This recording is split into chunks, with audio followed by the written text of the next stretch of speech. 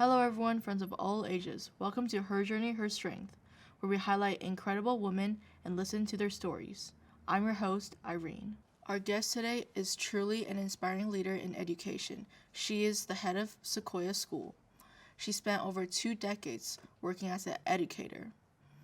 Her career has been devoted to building a school where every child has been seen, challenged, and celebrated. Please join me in welcoming Rebecca. Hi everyone, greetings. Rebecca, as a student at Sequoyah, I see every day how much our school values progressive learning and community. For someone who might not know us well, what do you think makes Sequoyah so special? Thanks, Irene, for the question. I think the thing that makes this place so special is our commitment to listening to students. I mean, the fact of the matter is you all bring so much curiosity and joy to the table, and our job is to not mess with that and to create spaces and opportunities for you to develop that curiosity, to grow in your curiosity, to follow what you are interested in, and to work with other kids and other adults in order to make your learning grow through the time that you spend with us. And so the real joy of being in a school like ours is being able to do that. That's so true. I can really feel it. Being a student at Sequoyah is such a joyful experience, and hearing about everything you do here is amazing. I'm curious about your journey. What first inspired you to go down your current career path? Well, for one, I always loved school, and so I loved being in school, I loved learning, and I loved being part of a community of learners. And so I think when I first started out, I started out in higher education, and I thought what I wanted to do was be a professor, and I did that for a while. And I loved the learning part, but I wasn't with others talking about ideas nearly enough because it was so research-based. And so what inspired me to go to K-12 teaching was just that. I wanted to be around other people learning, and I wanted to talk about what we were learning, and I wanted to learn from others and learn from students as I was going through the course of my given days from every day. So it was a real pleasure to be part of the first school I was a part of was a K-12 school, and I got to learn alongside students. I was tasked with teaching U.S. history at the time. That was my very, very first job in K-12. And I hadn't remembered my U.S. history coursework very well. And so what I was doing was building learning with kids, and it was so much fun. So what does success mean to you now? I think success for me means being part of a community and feeling that connectedness that we can feel in a school environment. And being able to really see the potential in young people and the potential in the adults I'm working with and help to create an environment where that grows and grows. So success means every day feeling that sense of connection with other people, but also the ability to see growth around me and in myself on a daily basis. And it happens in small and big ways, Irene, but it's a real pleasure to be a part of a school that is focused on individual growth and really who people are authentically. And then I get to see around me a great deal of joy and growth in the process. Looking back at your journey, what's one decision that truly changed the course of your career? A decision that really changed the course of my career was when I first left higher education. So I worked for many years getting a PhD and working towards being a professor, and I was in that field. And I had to make the hard decision that I didn't want to stay in what had been sort of where I had set my sights for a really long time. And I took a turn, and I decided what I would do at that time was open a restaurant because I didn't know what I wanted to do at that point. And I thought it was a detour. And now being in the position I'm in, I realize that that detour of working in restaurants for 6 years, 7 years, my sister and I were going to open a deli. And we did all of the work to work in a lot of different restaurants and learn the arts and business side of restaurants. And learned how to do costing and learned a lot about what it meant, and also realized how challenging that is as a field. You know, I ended up at that point realizing at some point after a few years of working really deeply and developing my understanding of restaurants and what it would take, I ended up realizing that I didn't want to do it. And so while it seemed like a detour, what I ended up realizing later was that I learned what it meant to also run a business. And now I'm in a school environment where I'm both committed to the daily life of an educational institution, but also I need to run it as a business, as a nonprofit business. And so this is the amazing thing about life, is what seems like detours can sometimes not be detours. Can you share a particular tough moment and how you got through it? Last year was pretty tough for me. Last year, my mom died in November, and then, of course, the wildfires broke out in January. And the community, there was so much hardship in the community, and I immediately felt the responsibility of holding so much challenge and pain for the community.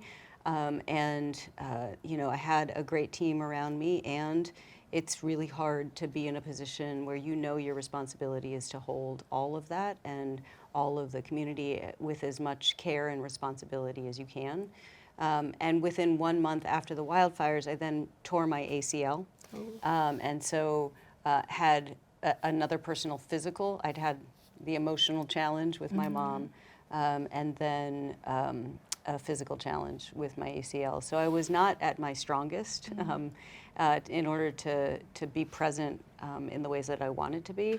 And I learned so much, Irene, during that time, because what ended up happening is I realized it wasn't about being excellent at anything. It wasn't about being perfect in any of the decisions I was making. It was about being as human as I could, as present as I could, and to accept that we needed to do it really as a team of us. And there were so many people doing such great work to help support and empathize and understand the landscape of our full community, that it brought a kind of humility to me in the role, and also an acceptance of my limitations. And I think all of that was an incredible learning year, and it was also one of the tougher years I've ever experienced, both professionally and personally. That sounds really tough. Do you have any tips in particular how you really got through it? Yeah, I do. A really solid tip is don't be afraid to ask for help. That in hard times, people actually want to be able to help each other. And there is a lot of strength you can get from other people and asking for help and support. And you never know, but it may be also supportive to others to be clear about what you need. And so that's one piece of advice. The other piece of advice is learn what it takes for you to take care of yourself in hard times, because you can't be supportive and helpful to others unless you yourself are actually feeling supported. So that was really important for me to take seriously my own need to sleep, to eat well, to take care of the basics, to take all of that very seriously. So take care of yourself, you'll be able to take care of others better. So how will you describe your leadership style? I think my leadership style comes across in a lot of the answers I've already given, which is it's really important to me to work with a team and also to take the responsibility to be the leader when necessary. So there will be people looking to me to make a statement or to make clear where we're headed, and it is my job to take the responsibility of being the one who helps pull together the work that we've been doing and share that and communicate that. And so I would describe it as both collaborative, but also I would hope I can describe it as also very responsible and accountable. What advice would you give to women who want to step into leadership roles? So I think the advice that I would give most readily for any leader who wants to step into leadership roles, but particularly for women because of the way we're socialized, is to not be afraid to jump in before you think you're ready. I think for many of us, the idea of being impeccably prepared is key. And I learned very early on to have more presence and less preparation was better, because I could be in the leadership position and actually listen to people around me and understand the context and the moment I was in and respond accordingly. So I think the feeling like we have to be completely prepared is often will hinder us from understanding that part of preparation can block us from being present in a conversation or in a moment or in an environment. So I think that's the key, is be ready to be listening and be ready to be engaged and be ready to really learn from others around you, you're going to do a better job. So. Which women have influenced you the most in your life or career?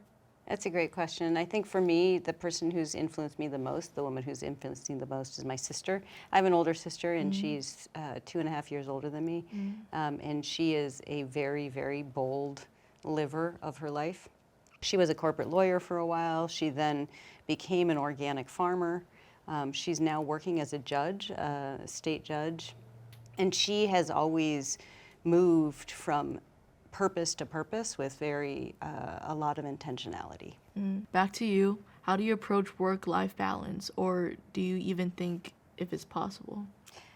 It's such an interesting question. I think for me, part of approaching work-life balance is making sure your work feels purposeful, because if your work feels purposeful, then that idea of balance doesn't feel quite the same. So taking care of yourself and recognizing the ways you need to rest and rejuvenate, that's really important. But I don't feel like when I'm working, for instance, on a project over the weekend, I don't feel like it's going against a balance.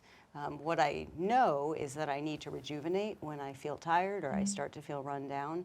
And there's all sorts of ways that turning off what I'm doing in work is important, but I don't really think of it in the same way as some people talk about work-life balance. From your experience as an educator, what guidance will you share with parents today? I think the most important guidance for young people today is to allow young people to really listen to your kid and to allow them to have their own journey. When I see things go awry in a dynamic between a kid and a parent, it's always been because the parent was unable to let go of the child's journey and let them take their own path. And of course, parents need to guide, and they need to be good facilitators and give guardrails for their children. But it's also true that their journey is not going to be like yours, and it doesn't need to be successful. Let's kick back and have some fun. Rebecca is here hanging out with a group of curious kids for a laid-back chat. Get ready for lots of laughs and some surprising moments. Come to see what sparks fly when grown-ups and kids get together. Hi everyone, I'm Rebecca, and we're going to start a conversation. We're going to talk about your dream school, okay? So what I'm really curious about is, what do you all think of when you think of the best, most dreamy school you could imagine? What do you think of? What would be there? Hi, my name is Lucas, and I think something good that it would be in my dream school is more basketball courts. Anybody else like basketball? Yeah, that would be fun, right? So more basketball courts. What else might we have there? I'm Grace, and I think instead of basketball, we can even have plushies there. Oh yeah, plushies. You could also have both, right? You could have plushies and basketball. You could have a room full of plushies, which would be really nice. Are you a reader, Grace? Yeah. Yeah? So if you had a whole room full of plushies, can you imagine you could get in there and read in the middle of the day? That would be so nice. Take a break from everything. Yeah. What else might you guys want in your dream school? Well, I feel like whenever I think of dream school, I think of like a really big school with like a bunch of different sections. Yeah. What would be in all the sections? What would be one section? Well, I was gonna say like different sections could be like where you would want to end up when you're older. Okay. Like what? What might be there? Like for example, if I wanted to be like a lawyer, there would be like a section for like law. Yeah, how cool. So you'd have different sections that would be relevant to different kinds of jobs. Cool. What about you, Andy? Like amusement park. So like if I was stressed out, I could go on some of the rides. Yeah. Can you imagine, have you done a ride that you've loved? Yeah. Like what? What's that? The zipper. What does it do? So like you're in a cage and then like the thing spins around. Oh, yeah. Do you get really dizzy? No, No? because you don't go sideways, you just go like horizontal. Horizontal. Yeah. So you'd have something where there were amusement park rides. That would be fun. That could be a section. In case you wanted to be an amusement park director, right? How cool. What else would be there? How would kids come together in this dream school? Are we building one dream school, by the way? Yeah? Sure, why not? Sure, why not? Okay, so we've got all these things. What else would we have in there? What else would be in the dream school? Like extra clubs. Clubs? After school. Extracurriculars. Yeah. What would be included in the extracurriculars for you?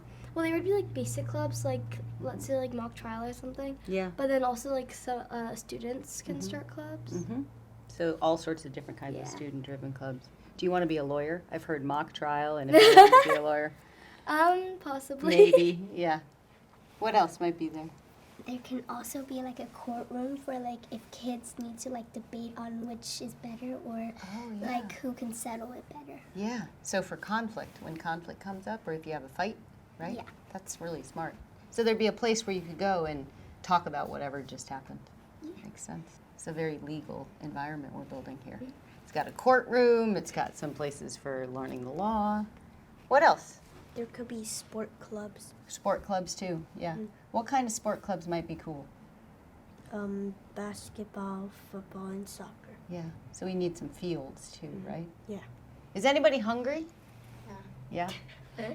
You'd have to have some place to eat. What would the dining area look like, or snack area? Well, this big room with like a bunch of tables and like the snacks could be like whatever the kids would want. Yeah.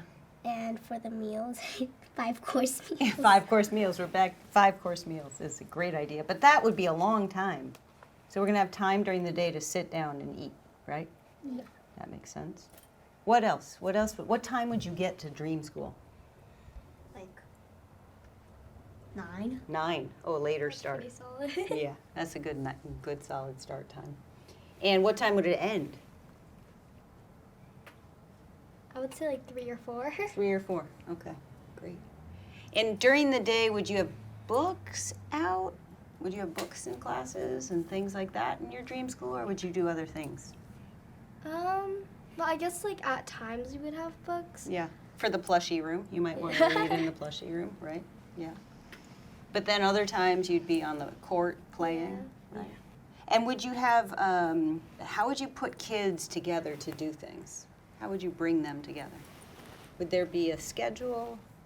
Yeah, maybe like it's like A period and B period, Yeah. and then maybe you could pick the kids you want in your class. Yeah.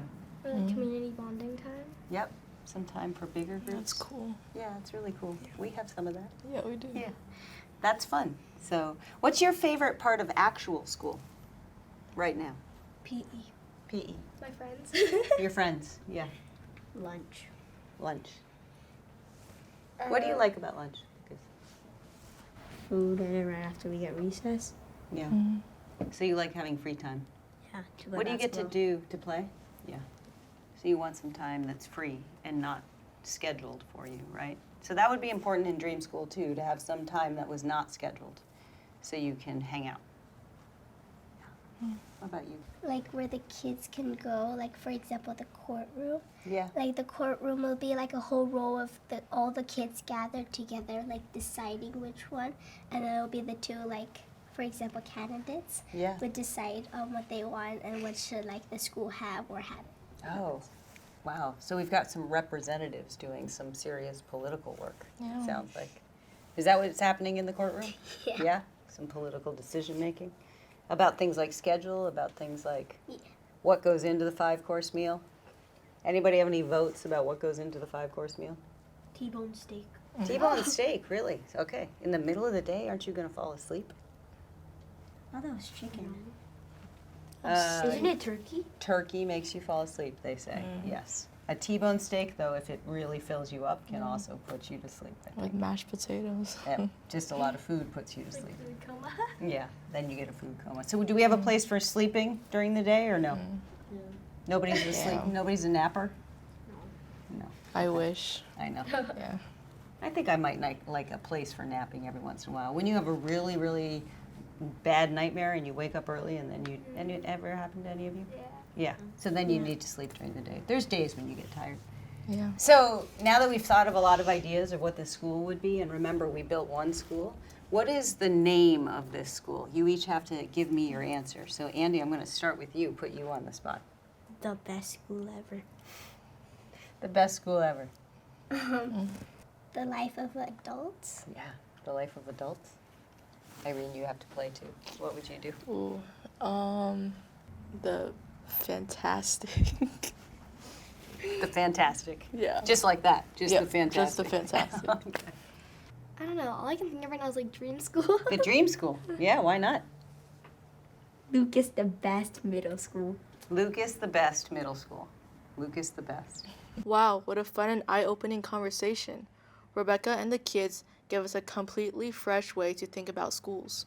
Some of their answers were wildly creative that I honestly had to stop and reflect. Thank you, Rebecca, for guiding us so thoughtfully. It's amazing to see how spark of imagination can turn a school into a place full of possibilities. Hi, Ms. Rebecca. What career milestone have you especially been proud of? Yeah, a career milestone that I'm especially proud of is becoming head of Sequoyah School and finding a place where I could feel this much sense of value alignment and purpose. What core values guide the way you work and live? Core values that guide how I work are definitely ones of hard work, a sense of accountability, and a sense of humility. I think all of those things are really important because they allow you to hear and be curious about others' ideas. Hi, Miss Rebecca. What advice would you give to your younger self, like me? I think the advice I would give my younger self is not to be so worried about what I was going to become. I've had different stages in my life, and in each stage I'm in helps me think about the next stage where I want to be. Miss Rebecca, which skills have been most important for your growth? The skills that have been most important to my growth have definitely been the skills of value alignment. I think figuring out when I felt like I was in an environment that didn't align right with where I wanted to be and what I really truly believed in, what was really at the core of my sense of what my values were. I think being able to listen to that voice has been incredibly useful and powerful. Quick fire round. Please finish these sentences. If there were 25 hours in a day, you'd spend the extra hour. Riding my bike. The book you recently read is. I recently read Tom Lake. The most underrated teaching tool is. Listening. A motto that guides you is. Dare to be true. Your feeling about this visit is. Inspired. Rebecca, thank you so much for sharing your journey, your honesty, your courage, and your wisdom. It's been such a gift hearing how you led with both heart and purpose. Your story reminds us that true leadership starts with empathy and vision. Thank you so much, Irene. Keep challenging, keep nurturing. If there's a voice of any field you'd like to hear, feel free to follow us on Instagram and leave a comment below. We'll do our best to make it happen. Until then, stay bold. This is Irene, class dismissed. See you next time.